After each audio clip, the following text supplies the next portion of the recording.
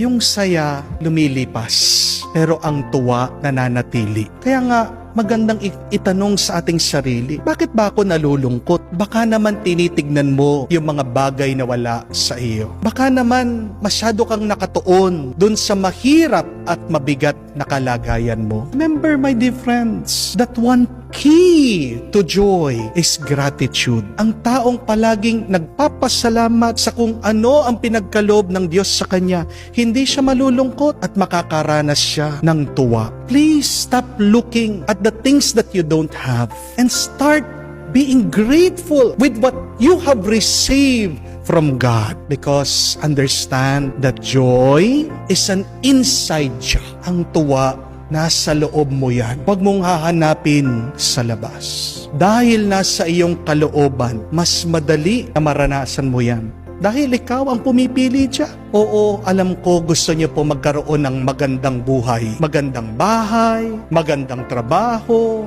magandang kalagayan. Hindi po masama yan. Pero bago mo hanapin na pagandahin ang iyong buhay, pagandahin mo ang iyong kalooban.